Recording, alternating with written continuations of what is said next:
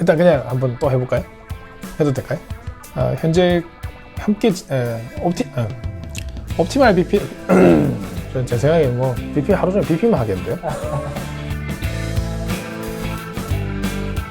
와 근데 이게 잘 안 되는데요? 그냥 말할 때는 말이 잘 되는데 네. 다른 선생님들은 어떻게 하셨습니까? 이렇게 어려운 걸. 와 근데 이게 잘 모르겠습니다. 이게 머리에서 하고 약간 멍해지는데요.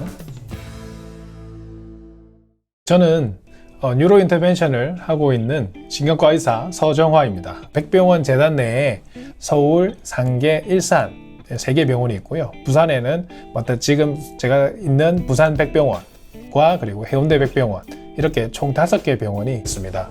부산 백병원은 1979년에 개원한 부산시의 대표적인 대학병원입니다. 제가 뉴로 인터벤션을 하니까 부산 백병원의 뉴로 인터벤션에 대한 얘기를 좀 드리면 첫 번째 DSA 장비가 도입된 건 1995년입니다.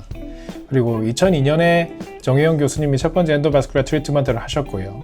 2004년에는 저희 지금 쓰고 있는 필립스 장비인 두 번째 DSA 장비가 도입된 이후로 뉴로 인터벤셔널 클리닉이 개설되었고 저는 이제 2012년에 정혜영 교수님하고 여기 신경과의 김웅규 교수님의 도움으로 뉴로 인터벤션의 팀에 합류할 수 있게 되었습니다. 이후로 많이 발전을 했고요. 세 번째 장비가 2015년에 도입돼서 현재 부산 픽병원에는 바이플랜 장비가 2대 그리고 모노플랜 장비 1대 이렇게 해서 3대가 뉴로 인터벤션과 제너럴 인터벤션에 사용되고 있습니다. 그리고 지금은 신경과, 그 다음에 신경외과, 그 다음에 영상의학과 선생님 총 6분이 인터벤션에 직접 관여하고 계시고 선생님들이 많다 보니까 2017년부터는 부산백병원 혈관내 치료 심포지움이라고 해서 매년 이제 각 주제별로 매년 주제를 바꿔가면서 이렇게 심포지움도 할 수 있을 만한 역량을 갖춘 대학병원이 되었습니다. 주로 진단검사용 TFCA 같은 경우는 영상의학과 교수님이 이제 주도하셔서 검사하고 계시고요. 그리고 시술 같은 경우는 정해진 스케줄에 따라서 선생님들이 과에 상관없이 각각 일정을 소화하고 있습니다. 제가 처음부터 인터벤션에 관심이 있었던 건 아닙니다. 전공의 시절에 급성기 뇌졸중 환자가 응급실 왔을 때 IBTP를 간혹 쓰는 경우가 있었는데 그때 제 은사님께서 어느 날 그런 얘기를 하시더라고요. IBTP 쓸 때 제일 활기차다고. 그리고 이제 저도 그런 재미가 있는가 보다 생각하고 있었는데 제가 이제 공보위를 마치고 이제 진로를 고민하고 있을 때 은사님이 인터벤션을 한번 해보는 게 어떻겠냐라고 추천을 해주셨습니다. 다행히 또 서울대 한문희 교수님이 신경과에서 인터벤션 하는 선생을 하나 뽑겠다라고 오퍼를 허락해 주셔서 제가 이제 실제 인터벤션을 시작하게 되었습니다. 제가 인터벤션을 한 걸 경력으로만 따지면 한 10년 정도 되는데요. 2012년에 부산백병원에 오고 나서 처음에는 인스키믹 인터벤션을 하고 나서 아웃컴 좋아지는 걸 보고 참 이렇게 굉장한 시술이다라는 느낌을 많이 받았었는데 한 3년 정도 했나요?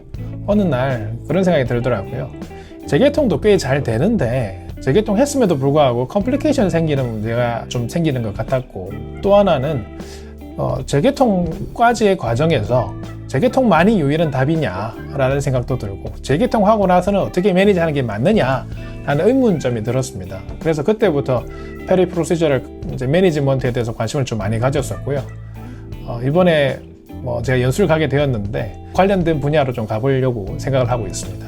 저희는 풀 도즈의 TPA를 사용하고 있습니다. 이제 연구에 따라서는 엔도바스큘라 트리트먼트 전에 0.6mg per kg로 이제 리듀스드 도즈를 쓰는 경우가 있기는 한데요. 현재 가이드라인에서도 0.9mg per kg로 스탠다드 도즈, 이제 풀 도즈라고도 얘기도 하죠. 이를 쓰는 것을 권고하고 있고 저희 병원 역시 그렇게 하고 있습니다. 그 엔도바스큘라 트리트먼트 하기 전에 IBTP를 쓰는 게 과연 도움이 될 것이냐에 대한 논란이 있었고요. 현재 관련된 연구가 한 6개 정도가 진행 중이었고 그 중에 3개 정도는 최근 또 발표도 되었습니다. 다 중국하고 일본에서 진행된 연구들이고 난인피리어티를 중국에서 진행된 2개 연구에서 만족을 하긴 했는데 또 일본 연구에서는 만족하지 또 못했습니다. 그래서 IBTP를 스킵하는 게 충분히 의미가 있다라고 단정 짓기는 어려운 상황인 것 같습니다. 제 개인적으로는 아직까지 IBTP를 스킵하는 건 좀 어려움이 있지 않을까. 특히나 엔도바스큘라 트리트먼트까지 진행되는데 시간이 소요되는 부분이 크기 때문에 현재 진행되고 있는 유럽과 호주의 주요 연구들을 한번 또 기다려보는 게 의미가 있지 않을까 생각이 듭니다. 엔도바스큘라 트리트먼트 중에서 저희 병원에서 전신 마취를 하는 경우는 이제 애뉴리즘과 관련된 인터벤션이 전부인 것 같습니다. 예전에 이제 스텐팅을 할 때도 전신 마취를 했던 경우도 있었는데요. 현재는 로컬 아네스테지아로 진행하고 있습니다. 사실 인트라크리니얼 스텐팅 케이스가 저희 병원이 거의 없다고 생각하시면 될 것 같습니다. 얼마 전에 이제 2차 예방에 실패해서 한번 한 케이스가 있었는데, 아무래도 인트라크리니얼 스텐팅은 이제 조금 위험이 있다고 생각이 들어서 그 케이스는 전신 마취로 진행을 했습니다. 이스케믹 스트로크에 대한 엔도바스큘라 트리트먼트 후에 포스트 엔도바스큘라 트리트먼트 매니지먼트로 하이포더미아를 저희는 지금 시행을 하고 있고요. 다행히 중환자 의학을 전공한 저희 주니어 스텝이 한 분 또 충원된 덕분에 하이포더미아를 하는데 크게 문제는 어려움은 없는 것 같습니다. 특히 저희 같은 경우는 이스케믹 스트로크에 대한 엔도바스큘라 트리트먼트의 대상이 되는 환자들 중에서 아스펙트 스코어가 많이 낮다든지 디퓨전 상에서 볼륨이 꽤 커 보이는 환자들을 대상으로 포스트 매니지먼트로 하이포더미아를 진행을 하고 있습니다. 하이포더미아에 사용되는 장비는 크게 두 가지인데요. 인트라바스큘라 쿨링 디바이스랑 그다음에 서페이스 쿨링 디바이스가 있습니다. 근데 본원에서는 이제 서페이스 쿨링 디바이스를 사용하고 있고요. 아틱선이라고 이제 젤 패드를 몸에 붙여서 쿨링 하이포더미아를 하는 이제 기구를 사용하고 있습니다. 저희가 이제 케이스마다 다르긴 한데요. 하이포더미아를 하는 경우에 스웰링 컨트롤을 목적으로 한 경우라면 저희가 한 34도에서 35도 정도로 하고요. 그리고 뉴로 프로텍션을 목적으로 한다고 하면 한 35도에서 36도 정도로 디바이스를 사용하는 것 같습니다. 제 느낌에는 스웰링을 조절하는데 조금 도움이 되는 것 같다고 생각이 듭니다. 그런데 실제 연구에서 보면 사실 ICP 컨트롤에 있어서는 그렇게 도움된다는 증거가 명확하지는 않습니다. 케이스 바이 케이스로 설정하고 있습니다. 사실 저희가 그 엔도바스큘라 트리트먼트 후에 BP 타겟을 어떻게 할 것인가가 현재까지는 아직 명확하지는 않고요. IBTP BP 타겟하고 엔도바스큘라 트리트먼트 BP 타겟이 현재는 같은 수준이거든요. 그런데 다들 아시다시피 관련돼서 현재 연구들이 몇 개가 진행 중이고, 저희도 그 연구들 중에 하나에 포함되어서 BP를 180 이하로 할까 140 이하로 하는 게 도움이 될까에 대해서 연구에 대해서 참여해서 어떤 결과가 있을지 지금 기대하고 있는 중입니다. 벌써 몇 년 된 경우 케이스인데요. 이제 베질라 어클루전으로 오신 분이 계신데, 이제 사실 프로시저 자체는 특별하지 않았습니다.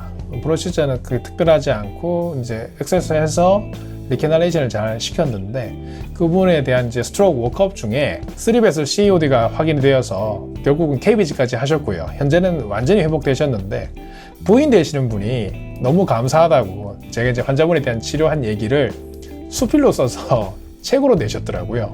그걸 한번 주셨는데 모르겠습니다. 그게 가장 기억에 남습니다.